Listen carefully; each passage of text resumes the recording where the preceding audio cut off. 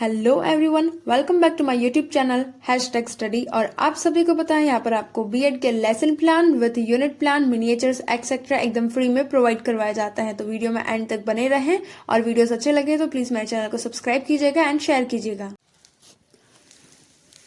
Start करते हैं आज का हमारा न्यू लेसन प्लान। देखिए अभी जो लेसन प्लान बन रहे हैं बनाऊंगी मैं फिजिक्स के, ठीक है। तो आपको जिसको भी आपको फिजिक्स के चाहिए वो आप इसमें से ले सकते हैं। अब देखिए हमारे यूनिट का क्या नाम है, विद्युत तथा परिपथ। और इस यूनिट के हमारे लेसन कितने बनेंगे, हमारे जो है इसके अंदर 5 लेसन जो है वो बनने वाले हैं, ठीक है। तो पहला हमारा जो लेसन है उसका नाम है विद्युत धारा व विद्युत परिपथ, ठीक है। तो स्टार्ट करते हैं। आपको सबसे पहले यूनिट का नाम और टॉपिक का नेम जो है वो डाल लेना है। फिर आता है पाठ का महत्व कि विद्यार्थी विद्युत धारा व विद्युत परिपथ के बारे में विस्तार से अध्ययन कर सकेंगे। फिर आता है पाठ्य वस्तु विश्लेषण। आपको क्या करना है, लेसन का नेम लिखना है, 3 पार्ट में डिवाइड करना है और आपको तीनों टीचिंग पॉइंट लिखने हैं। यानी कि पहला है हमारा विद्युत धारा, दूसरा विद्युत अवयव और उसके प्रतीक, और तीसरा है हमारा विद्युत परिपथ, ठीक है। फिर आता है आपका पाठ के उद्देश्य। सिंपली इस टाइप से टेबल बनाइए। पहला ज्ञानात्मक उद्देश्य आता है जिसमें हमारे सेंटेंस बनते हैं 2, सभी में 2-2 सेंटेंस बनेंगे कि विद्युत धारा के बारे में विद्यार्थी प्रत्यास्मरण कर सकेंगे और विद्यार्थी विद्युत धारा के बारे में प्रत्याभिज्ञान कर सकेंगे। फिर आता है अवबोध कि विद्यार्थी विद्युत परिपथ के बारे में व्याख्या कर सकेंगे और विद्यार्थी विद्युत अवयवों के प्रतीकों की पहचान कर सकेंगे। फिर आता है ज्ञानोपयोग कि विद्यार्थी अपने दैनिक जीवन में विद्युत धारा से संबंधित ज्ञान का उपयोग कर सकेंगे, बिकॉज इलेक्ट्रिसिटी हर किसी के काम में आती है। फिर आता है कि विद्यार्थी उच्च अध्ययन करने के लिए पाठ का भली भांति उपयोग कर सकेंगे। देन आता है आपका कौशल। तो कौशल में देखिए कि विद्युत धारा से संबंधित तथ्यों का जो है चार्ट बना सकेंगे कौन, विद्यार्थी। फिर आता है कि विद्यार्थी विद्युत अवयवों का मॉडल बना सकता है और आराम से बन सकता है। फिर आता है शिक्षण अधिगम सामग्री यानी कि टीएलएम। ये 2 प्रकार की होती है। पहला आता है चौक, डस्टर, रोलर बोर्ड और पॉइंटर। फिर आता है विशिष्ट शिक्षण सामग्री जिसमें आते हैं 2 चार्ट और 1 मॉडल के विद्युत धारा से संबंधित चार्ट, विद्युत अवयवों के प्रतीकों का चार्ट और विद्युत परिपथ का मॉडल। विधि और प्रविधि 3 होती है, आपको हमेशा ये सेम ही लिखनी होती है, प्रदर्शन, व्याख्यान और प्रश्नोत्तर विधि। फिर आता है पूर्वानुभव के विद्यार्थी विद्युत धारा के बारे में सामान्य जानकारी रखते होंगे। फिर आता है आपका प्रक्रिया में 2 टेबल बनती है। पहली होती है आपकी प्रस्तावना यानी कि जिसे हम कहते हैं लेसन की आत्मा, सोल ऑफ द लेसन। तो स्टार्ट करते हैं। यहाँ पर हमारे बनते हैं 5 क्वेश्चंस, वो भी बनते हैं आपके जिगजैग के फॉर्मेट में। तो देखिए पहला क्वेश्चन है कि जब चंद्रमा पूर्णतः गोल होता है तब क्या होती है, पूर्णिमा। पूर्णिमा के बाद 15 दिन के बाद में क्या आती है, अमावस्या। अमावस्या की रात कैसी होती है, अंधेरे वाली।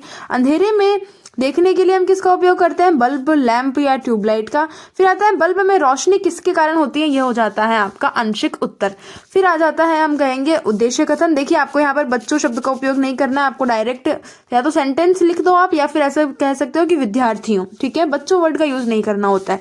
फिर आता है कि आज हम विद्युत धारा व परिपथ के बारे में अध्ययन करेंगे। और जब भी आप टॉपिक का नेम लिखो तब उसे अंडरलाइन जरूर करना है, ये बात आप ध्यान रखें। बी नंबर की आपकी टेबल आती है सेकंड, प्रक्रियात्मक व्यूह रचना की। तो देखिए इसके अंदर क्या होता है, सिंपली टेबल बना लीजिए। पहला आपका आता है अधिगम बिंदु यानी कि टीचिंग पॉइंट, वो है आपका विद्युत धारा। विकासात्मक प्रश्न की चंद्रमा कब उगता है, रात में। रात में देखने के लिए किसकी आवश्यकता होती है, तो हम कहते हैं टॉर्च या बैटरी की। फिर आता है कि टॉर्च आदि में रोशनी किसके प्रवाह के कारण होती है, ये हो जाता है आपका आंशिक उत्तर। फिर हम कहेंगे कि छात्राध्यापिका कथन। तो ये रहा आपका छात्राध्यापिका कथन यहाँ से लेकर के यहाँ तक। तो सबसे पहले आता है कि किसी भी विद्युत उपकरण से प्रकाश विद्युत धारा के कारण होता है। फिर आता है कि विद्युत धारा की विद्युत आवेश के गति या प्रवाह में होने पर विद्युत धारा उत्पन्न होती है, या हम कह सकते हैं कि आवेश के प्रवाह की दर को हम विद्युत धारा कहते हैं। विद्युत धारा यानी कि आई का जो एसआई मात्रक होता है वो होता है ए यानी कि एम्पियर। फिर हम कहेंगे विद्यार्थी क्रिया कि विद्यार्थी ध्यानपूर्वक सुनते हैं, समझते हैं तथा अपनी नोटबुक में नोट करते हैं। ये सभी में सेम ही रहता है, तो आप डायरेक्टली कॉपी पेस्ट किया करो। ब्लैक बोर्ड समरी, ये रही आपकी ब्लैक बोर्ड समरी की आवेशों के प्रवाह की दर विद्युत धारा कहलाती है और इसका ऐसा ही मात्रक ए यानी कि एम्पियर होता है। फिर आता है आपका ब्लैक बोर्ड मिनिएचर। तो मिनिएचर आपका यहाँ पर इस लाइन पर पेस्ट हो जाता है, फ्लैप मिनिएचर। ये रही आपकी मिनिएचर की पिक। फिर आता है बोध प्रश्न की किसके प्रवाह की दर को हम विद्युत धारा कहते हैं, आवेशों के प्रवाह की दर को। विद्युत धारा का ऐसा ही मात्रक क्या होता है, एम्पियर। सेकंड टीचिंग पॉइंट है आपका कि विद्युत अवयव व उनके प्रतीक। तो ये देखिए कि हम समय का पता लगाने के लिए किसका उपयोग करते हैं, घड़ी का। घड़ी बंद होने पर हम उसमें क्या डालने की जरूरत होती है, सेल की। सेल डालते हैं। फिर होता है कि सेल क्या होता है, ठीक है। तो अब हम कहेंगे कि छात्राध्यापिका कथन यहाँ से लेकर के यहाँ तक कि विद्युत अवयव वे अवयव होते हैं जो विद्युत धारा के प्रवाह में सहायक होती है, जैसे कि सेल, बल्ब, स्विच, बैटरी या तार एक्सेट्रा। फिर आता है कि सभी अवयवों को उनके चिन्ह के रूप में लिखा जाता है, जिसे हम क्या कहते हैं, प्रतीक। और कभी कभी 2 या 2 से अधिक सेलों को जोड़ते हैं, जिसमें कि एक सेल के धन सिरे को दूसरे सेल के ऋणात्मक यानी कि माइनस सिरे से जोड़ते हैं, और उससे हमारे क्या बन जाती है, बैटरी, जिसे हम बैटरी कहते हैं। छात्राध्यापिका कथन ये रहा आपका। ब्लैक बोर्ड समरी आपकी ये रही, डायरेक्टली कॉपी पेस्ट कीजिएगा कि विद्युत अवयव विद्युत धारा प्रवाह में सहायक होते हैं, जैसे कि सेल या बल्ब। मिनिएचर आपका यहाँ पर इस लाइन पर पेस्ट हो जाएगा। ये रही आपकी मिनिएचर की पिक। फिर आता है बोध प्रश्न की 2 विद्युत अवयवों के नाम बताइए, सेल व बल्ब। फिर आता है कि विद्युत अवयवों को किस रूप में लिखते हैं, प्रतीकों के रूप में। तीसरा टीचिंग पॉइंट है आपका विद्युत परिपथ की एक दीप्त अवयव का नाम बताइए, बल्ब। बल्ब में क्या प्रवाहित होती है, विद्युत धारा। विद्युत धारा के बंध पथ को क्या कहते हैं, यह हो जाता है आपका आंशिक उत्तर। फिर आता है आपका छात्राध्यापिका कथन, यहाँ से लेकर के यहाँ तक ये रहा आपका छात्राध्यापिका कथन कि विद्युत धारा जो होती है विद्युत परिपथ में प्रवाहित होती है, जिसके पश्चात प्रत्येक अवयव में विद्युत धारा बहती है और हमारा बल्ब जल जाता है। फिर आता है कि विद्युत धारा के सतत और बंद पथ को हम विद्युत परिपथ कहते हैं। परिपथ के टूट जाने से विद्युत धारा का प्रवाह जो होता है या प्रभाव जो है वो खत्म हो जाता है, और जब परिपथ में स्विच बंद यानी कि ऑफ हो तब विद्युत परिपथ बंद होगा और बल्ब नहीं जलेगा, और जब स्विच ऑन होता है तो विद्युत परिपथ खुला होएगा और वह बल्ब जो है वो जल जाएगा। फिर आता है आपका कि विद्यार्थी ध्यान पूर्वक सुनते हैं, समझते हैं तो अपनी नोटबुक में नोट करते हैं। फिर आता है कि ये आ रही है आपकी ब्लैक बोर्ड समझे कि विद्युत धारा के सतत व बंद परिपथ को हम क्या कहते हैं, विद्युत परिपथ।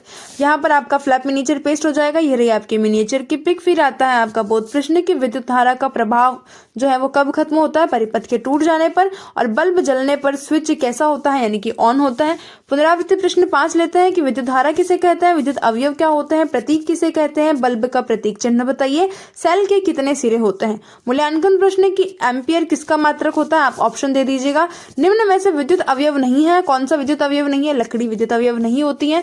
फिर आता है हमारा कि विद्युत धारा के सतत व बंद पथ को हम क्या कहते हैं, खालिस्तान विद्युत परिपथ। एक सेल के खालिस्तान टर्मिनल को दूसरे सेल के किस टर्मिनल से जोड़ते हैं, प्लस और माइनस दोनों आएंगे। फिर आता है कि बैटरी एक विद्युत अवयव है, ये कथन सत्य है या असत्य, तो ये कथन सत्य होता है। फिर आता है आपका गृह कार्य कि विद्युत अवयवों के प्रतीकों की सारणी बना करके जो है वो विद्युत परिपथ बनाइए। संदर्भ राजस्थान राज्य शैक्षिक